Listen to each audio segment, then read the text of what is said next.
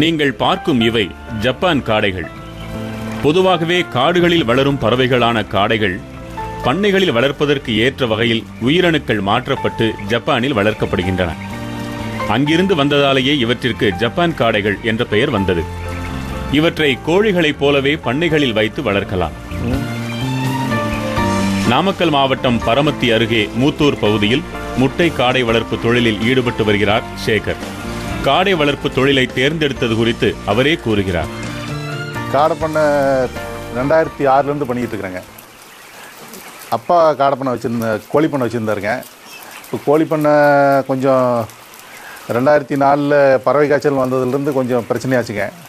அதுக்கப்புறமா கோழி பண்ணையை க்ளோஸ் பண்ணிவிட்டு சரி என்ன பண்ணுறது, ஷெட்டெல்லாம் காலியாக கிடக்குது அப்படின்னு யோசிக்கிறப்ப இந்த காடை முட்டை நிறைய கேரளாவில் விற்றுக்கிட்டு இருந்தாங்க. சரி ஏன் இதை நம்ம சொந்தமாக செய்யக்கூடாது, நம்மளே உற்பத்தி பண்ணக்கூடாதுன்னு யோசித்த போது இந்த நாமக்கல் கேவிகேவிலேருந்து இந்த மாதிரி காடையை ப்ரமோட் பண்ணுறதா தகவல் கிடச்சிதுங்க. அங்கே போய் பார்த்துட்டு வந்து அங்கே இருக்கிற குஞ்சுகளை வாங்கிட்டு வந்து கொஞ்சமாக ஒரு 1000 குஞ்சு வாங்கிட்டு வந்து நம்ம சொந்தமாக ஆரம்பித்தேங்க. சொந்தமாக ஆரம்பித்து பண்ணி பார்க்குற போது இது ஓரளவுக்கு நல்ல டிமாண்ட் இருக்கிற பொருளாக தான் தெரிஞ்சுதுங்க. அதிலிருந்து அப்படியே கொஞ்சம் கொஞ்சமாக அதிகம் பண்ணி இப்போ 20,000 காடை வரைக்கும் நான் இப்போ வளர்த்திக்கிட்டு இருக்கிறேங்க. இப்போ கேவிகேவிலேருந்து ஒரு 1000 காடை வாங்கி 1000 காடை குஞ்சு வாங்கி தான் ஆரம்பித்தேங்க. அதிலேருந்து வர்ற காடையை நாங்கள் வளர்த்துக்கிட்டு இருக்கிற போது ஏன் நம்மளே குஞ்சு உற்பத்தி பண்ணக்கூடாது அப்படின்னு யோசித்த போது தான் சரி கோயம்புத்தூரில் இன்குபேட்டர் வாங்கினேங்க. இன்குபேட்டர் ஒரு 2 லட்ச ரூபா செலவில் வாங்கி ஒரு 10,000 முட்டை பொறிக்கிற மாதிரி கெப்பாசிட்டி உள்ள இன்குபேட்டர் வாங்கினேங்க.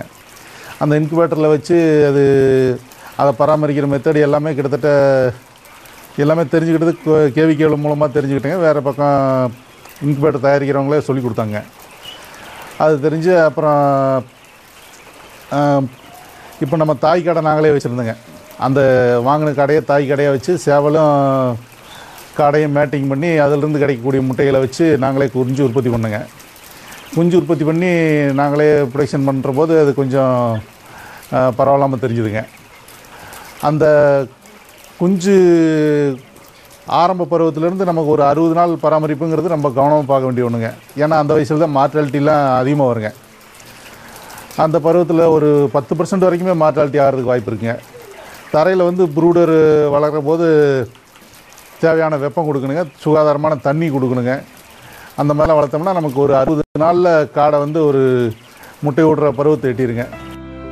காடை வளர்ப்புக்கு தேவையான ஆலோசனைகளை வழங்கி வருகிறது நாமக்கல்லில் உள்ள மத்திய வேளாண் ஆராய்ச்சி நிலையம். எந்த விதமான நோய்கள் வர வாய்ப்பு இருக்குது, அதுக்கு நம்ம எந்த விதமாக நம்ம தடுப்பூசிகளை வந்துட்டு கொடுக்கலாம் அப்படின்ட்டு ஒரு சந்தேகம் பண்ணையாளர்களுக்கு ஏற்படுது. பொதுவாக பார்த்திங்கன்னா காடைகளுக்கு வந்து நோய் எதிர்ப்பு சக்தி வந்துட்டு நல்ல விதமாக இருக்கிறதுனால எந்த விதமான நோய் எதிர்ப்பு தடுப்பு மருந்தும் தேவைப்படுவது இல்லை.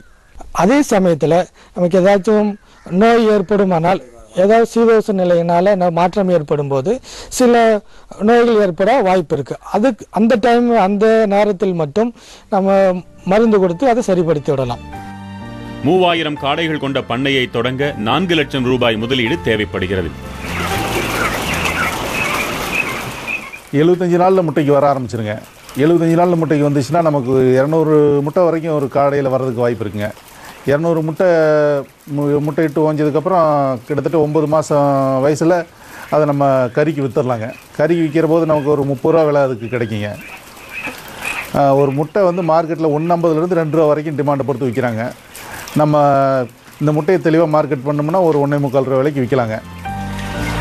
காடைகள் வளர்ந்து 2 மாதங்கள் முதல் 8 மாதங்கள் வரை முட்டைகளை இட்டு பலன் தருகின்றன.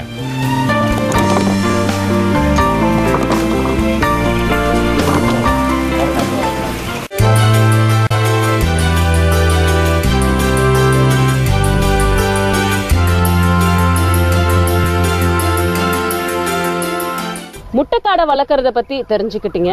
அதுக்கு எவ்வளவு செலவாகணும்னு தெரிஞ்சுக்க வேண்டாமா? அந்த தகவலும் உங்களுக்காக தயாரா இருக்கு, கவனமா நோட் பண்ணுங்க.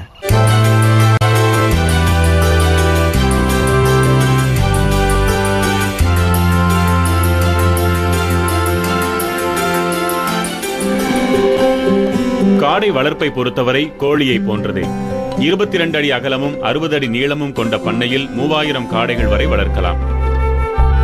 பண்ணை அமைக்க செலவு 2 லட்சம் ரூபாய் வரை ஆகலாம். கிழக்கு மேற்கு திசையில் பண்ணை அமைக்கப்பட்டால் வெப்பத்தின் தாக்கம் குறைவாக இருக்க ஏதுவாக அமையும். தீவனம் மற்றும் பராமரிப்பு செலவாக நாள் ஒன்றுக்கு 2000 ரூபாய் வரை ஆகும். 2 மாதங்களில் இவை வளர்ந்து முட்டையிடத் தொடங்கும். 8 மாதங்கள் வரை முட்டைகள் கிடைக்கும். 3000 காடைகள் கொண்ட பண்ணையில் நாள்தோறும் 2500 முட்டைகள் வரை கிடைக்க வாய்ப்புண்டு. முட்டை ஒன்றின் விலை ₹1.50. 8 மாதங்களுக்கு பிறகு காடை முட்டை விடுவது நின்றவுடன் காடைகளை இறைச்சிக்காக விற்க முடியும். 200 கிராமுக்கு கூடுதலான எடை கொண்ட இறைச்சி காடை ஒன்றை ₹30 விற்கலாம்.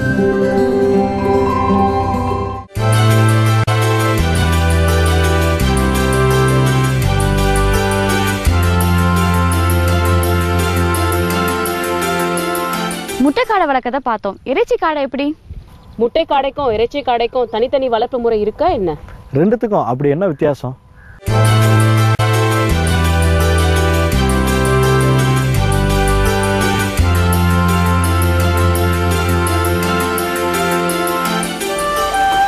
இறைச்சி காடை என்பது முட்டை காடைகளைப் போலவே நீண்ட நாட்கள் வளர்க்க வேண்டிய தேவையற்றவை. குஞ்சுகளை 6 வாரங்கள் காடைகளாக வளர்த்து விற்பனை செய்யலாம். வளர்ப்பு முறைகள்னு பார்த்தா தாய் காடை வச்சுங்க. தாய் காடையிலேருந்து முட்டையை எடுத்துக்கிறது. முட்டையை எடுத்து ஹேச்சரிஸ் சின்ன மிஷினாக வாங்கி அதில் வந்து வச்சு குஞ்சு பறிச்சுக்கிறதுங்க. குஞ்சு பறித்து 6 வாரம் வளர்த்துனுங்க. அதை பண்ணை அமைக்கும் போது முதலில் தேவைப்படும் தாய் காடைகளை மட்டும் வேளாண் ஆராய்ச்சி நிலையத்தில் இருந்து பெறலாம். தொடர்ச்சியாக தேவைப்படும் காடைகளை முட்டைகளிலிருந்து குஞ்சு பொறித்து பண்ணைகளிலேயே உருவாக்கிக் கொள்ளலாம். தரையிலையும் வளர்த்தலாம், கூண்டு முறையிலையும் வளர்த்தலாங்க. தரையில் வளர்த்துறதுல வந்து சில நோய் கிருமிகள்லாம் அட்டாக் ஆகுங்கிறதுக்காக நான் வந்து கூண்டு முறையை செலெக்ஷன் பண்ணியிருக்கேங்க. கூண்டு முறையில் ஃபஸ்ட் நாள் 1 டே குஞ்சு வந்தோடனே ஒரு ப்ரூடர்ன்ட்டு சொல்லி ஒரு சிக்குக்கு 1 வாட்ஸ் பல்பு போட்டு 100 சிக்கு வச்சா 100 வாட்ஸ் பல்ப் போட்டு ப்ரூடர் அமைக்கணுங்க. அதுக்கு அடுத்த பாகத்தில் அதில் வந்து 5 நாள் வளர்த்தி அதுக்கப்புறம் அடுத்த வாரத்தில் வந்து கூண்டுக்கு கொண்டு போயிடலாங்க. முட்டைகளை செயற்கையான முறையில் வெப்பத்தை ஏற்படுத்தி குஞ்சு பொரிக்க செய்யலாம்.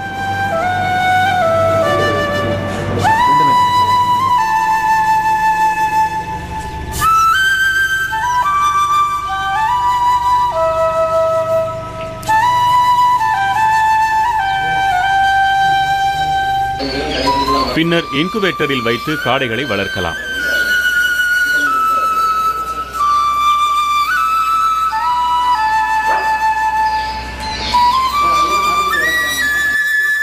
முட்டையில் இருந்து குஞ்சு பொரித்தது முதல் 6 வெவ்வேறு நிலைகளில் இறைச்சி காடைகள் வளர்க்கப்படுகின்றன.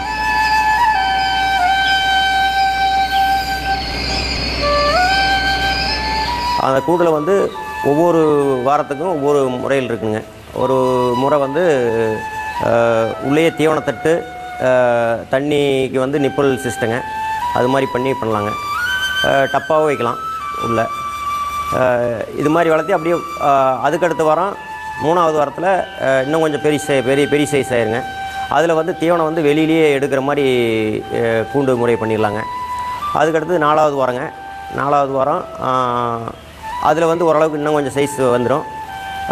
அதே மாதிரி 6 வாரம் வளர்த்திடுறேங்க. இந்த காடைகளுக்கு கோழி தீவனங்களைப் போன்றே மக்காச்சோளம், தவிடு போன்றவற்றை கலந்து தீவனமாக கொடுக்கலாம்.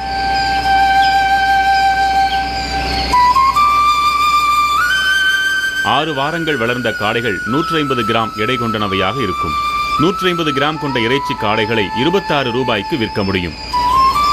காடைகள் வளர்வதற்கு குறைவான நாட்களே ஆவதால் குறைந்த காலத்தில் தொடர்ச்சியான லாபம் பார்க்க முடியும்.